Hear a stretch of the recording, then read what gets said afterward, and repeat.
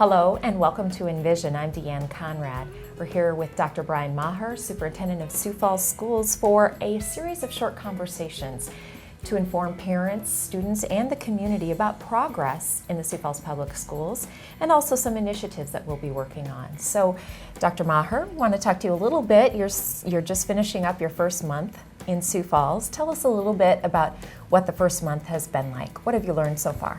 Well, it's been a whirlwind in that first month, and I guess probably the biggest thing I've learned is there are tremendous people in the community and in the school district. I have a whole lot of people yet to learn, yet to meet and to learn about the community, but I'm on that path, and so that's good. And I think it all comes down to people if you're going to get anything done. So that's a real good place to start after 1 month.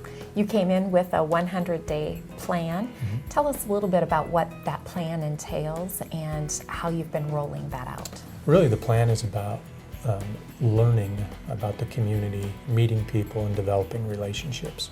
So that plan starts really, I'll say, from the inside out. It started with the Board of Education and myself, really at the interview process, getting to know one another and developing that relationship and committing to one another for our time together. From there, it really works its way out through the school organization. I'm in the process of meeting all of the principals. I can nearly check that off of my list of to-dos, but not quite yet, so that we're still in that process. Also, I'll be meeting with students. I have a number of student councils to meet with beginning next week, so that's in place.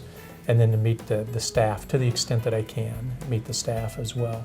So really trying to get an idea of what the inner workings are like in the school district. And then from there, what's going on outside of the school district in the greater community.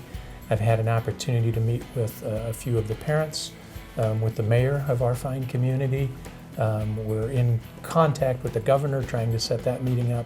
And so we're looking at meeting with not only parents and citizens of the community, but political leaders as well. So that's all in trying to get a handle on what's going on in the Sioux Falls community so that our school district can be reflective of what our community wants. So those conversations that you're having, is it more just a get-to-know-you conversation? Is it about these are the things we need to work forward with in the future?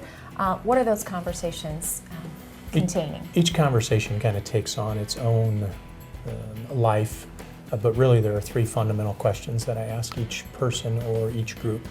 One is, what do you like about what's going on in the Sioux Falls School District? Because there's so much to like.